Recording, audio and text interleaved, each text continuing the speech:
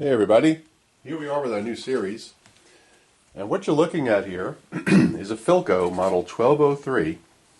It was made in 1946, and it's a combination record player and radio. And here's a close-up of the radio dial, and you'll see it's a standard broadcast setup deal. And we've got a tone control, we've got a dial tuning, and we have a a phono, off, and radio. So 3-position switch there on the bottom. And let's take a look at the actual turntable itself, which you can see right here. So it has a very small platter, and what's unusual about this is the arm is on the other side. Typically, most record players that you probably all know, the arm is on this side. Here it's on this side. Why, I don't know. We'll figure that out. There's a reject button, there's an on and off, and there's an auto and a manual. So we're going to figure that part out as well. Now you may be wondering, where did this come from? Well, I'm going to show you a short little video, and then you'll understand where it came from.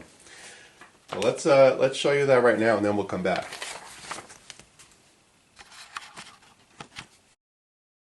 Time to do it all. Here's another thing I can ship to you. It won't cost you a penny. I got this, the fellow where I deal with on my hardware store, he asked me one day, he said, "John, I've got an old radio belonging to my mom. It's sitting around the house doing nothing." He showed it to me. He said, "You want it?" And I said, "Well, I'll take it, but I'm not going to take it for free." I gave him just a couple measly bucks, and he gave it to me. He says it was playing the last time he saw it. It's all there, intact, never been messed with as far as I know. We can send you one of those too. Okay, so as you can see, that this actually came from our good friend John in Arkansas, Joe or None. So a big shout out to John for this.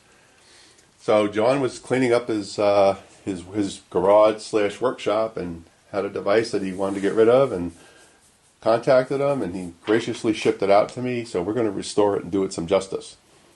So let's talk about the radio itself for a moment. What does it made up of? Well, there's a 50X6 rectifier. There's a 35L6 GT output tube. There's a 7C6 detector AVC. There's a 7B7 IF amplifier. There's a 7A8 converter tube. And a 7C7 RF. Okay? So obviously there's no transformer in this set. Right? You add up the numbers of all the tubes, and that's your voltage. So we're gonna take a look at this thing and make it safe. And then the record player is a whole nother story that we're gonna have to take a peek at and see what's going on there. There's typically a Christmas bulb in these things, in these older ones. I've actually restored a 1946 record player last year or 2 years ago. I think it was an RCA. I think I did a video series on it. So we know we have to replace that with an LED that keeps it nice and cool. And we'll see what else is going on here. It looks like there's probably, there's really not a lot of capacitors in this thing. So let's see, 1, 2, 3, 4, 5, 6, 7, maybe 8 of them. And you know, there's really not a lot to it. It's a relatively simple radio. And then we're going to, we'll work on the cabinet, get the cabinet in good shape. Let me show you the schematic at the moment and let you take a peek at it real quick, and we'll put that up on the screen now. Alright, so you're seeing the schematic, and you could see if you look where the plug is, you're basically coming in right to the filament string, and then you go right to the rectifier, and then you kind of branch off into the record player / radio side of things and figure out which direction you're going to go. And the one thing I notice about this is it seems to have a floating ground. So there's a chassis ground and there's a floating ground. So if you take a look at the bottom of the 7C7 tube, for example, you'll see coming off of resistor R4 that there's a little symbol there that looks like a little rake. Well, what that's being called in this radio is B-. So B- is not attached to the chassis, and that's really important. When you're working on radios, you got to pay attention to this stuff. Not all symbols are the same. If you look at the bottom, for example, of T3, which is right next to it, and you'll see that there's a capacitor there, C6, and it's a 0.0015, that actually goes to chassis ground. So when you work on these things, you have to be really careful about how you proceed with these things. You can't short your B minus to ground, to the chassis, I should say. So that's why it's a floating, I'll just call it a floating B minus. It's not even a floating ground, it's a floating B minus. So that's what we're going to have to work with here. And that's going to be important when we're testing the radio out as well, right? When we attach things to the radio to test it, you can't go between B minus and ground, right? It's not something you're allowed to do. There's probably a depth cap somewhere here that connects the two somewhere. I haven't really looked at the schematic long enough yet to figure that out. But there's probably something here that does that, and we'll figure that out and make it safe. And of course, we'll put a safety cap in if that's the case. So our first step here is going to be remove the radio. Let's take a look at it. We're not going to mess with the turntable yet. We're going to do that second. So first thing we're going to do is get the radio in good working order, and then we'll see where we're going. A couple of other things on the radio. Let's see if there's anything of note here. It looks like this radio was designed that you could do an alignment with the radio inside the cabinet. That's always good.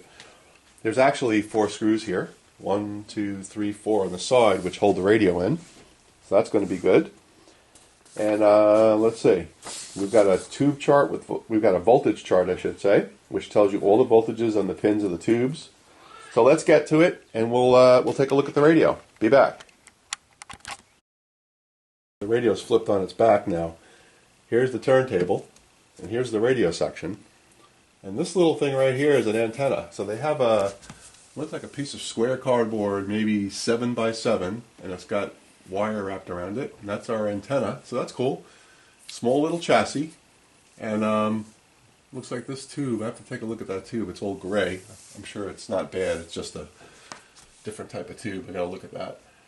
So first thing we're gonna have to do is figure out how to get this thing out. So it doesn't look like there's any quick disconnect, so we're probably going to have to cut some wires to get the radio out. Looks like someone did an electrical tape job here anyway. So we'll do an assessment, we'll get the radio out, and then we'll come back. Alright? Be back. Okay, as you can see, we have the radio out of the chassis, or the case, I would say, not the chassis. And some of you are going to cringe, but that's cool. That's why we're all friends. So what I always do with these things is I always cut the wires. So here's a shielded wire that goes to the audio of the turntable. This goes to the turntable motor. This goes to the speaker. The reason why I cut them is because I always put quick disconnects on these things anyway. This way it makes it more serviceable in the future. This way you don't have to worry about cutting wires and things. It makes it just much easier to use. I'm going to replace these wires anyway because someone did a tape job. So we just cut them and we take out the chassis. So let's throw the chassis on the bench and take a quick look at it. Here's our speaker. I didn't remove the speaker yet, obviously, because it's pretty complex to get to. So I'll have to do that off camera and separately, and then we'll just connect the speaker with our disconnects, and we'll be ready to test it whenever we get it recapped. So let's throw the radio up and take a quick look at it. Be right back. Okay, so here's the radio. You can see it's pretty simple. Not much going on with this little thing here. Here's the Christmas bulb that I told you about. Right there. Okay? That's the Christmas bulb. And here's our tube complement. And this is our, let's see, what tube is this?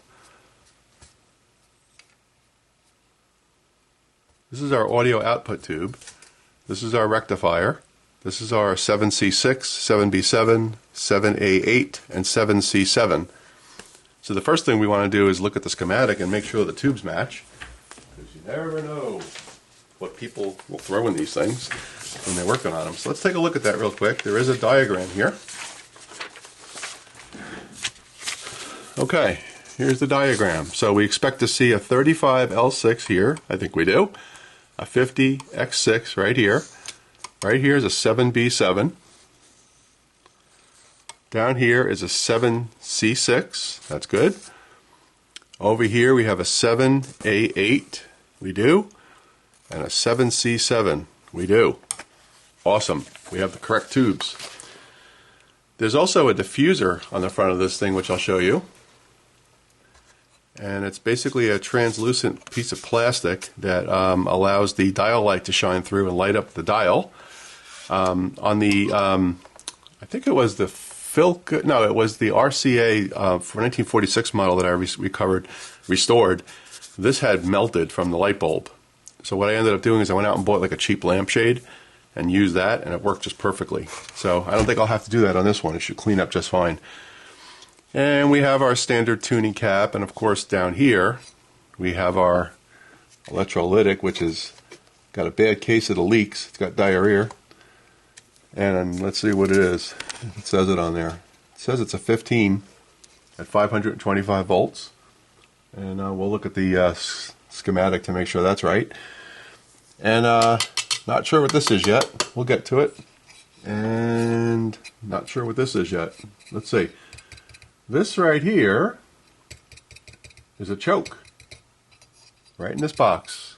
You can see it. There's our choke. And not sure what that is. This is a resistor.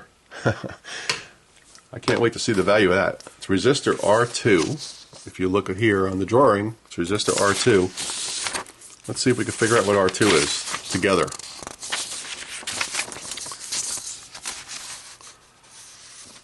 Let's see if we can find it. There's R6.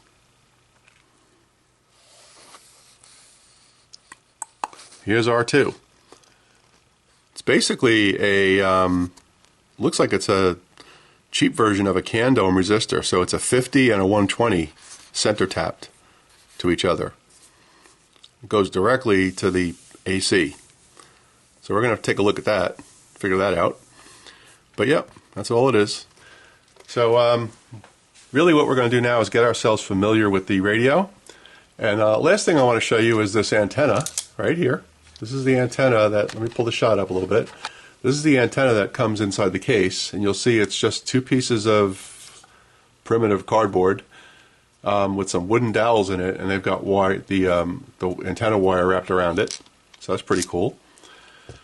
So one last thing we're going to do in this before we put this video up is we're going to take the bottom off of this thing and take a look underneath and see if anyone's been in here. That's going to be the key right there. So let me stop the camera and we'll do that. Okay, here we are. Well, let's observe a few things here. Number one, we got some pretty beefy caps here. This looks like another filter cap that's sandwiched in. We've got another fairly large cap here. We've got a couple of waxy schmaxy ones here, all full of bubbles. We've got this one here, a couple of large ones. And we have one here which has a gimmick wrapped around it. So we're going to have to make sure we put that back in. Another one under here. Here's something that's interesting. So we have a wire nut. I don't think Philco used wire nuts back in 1946.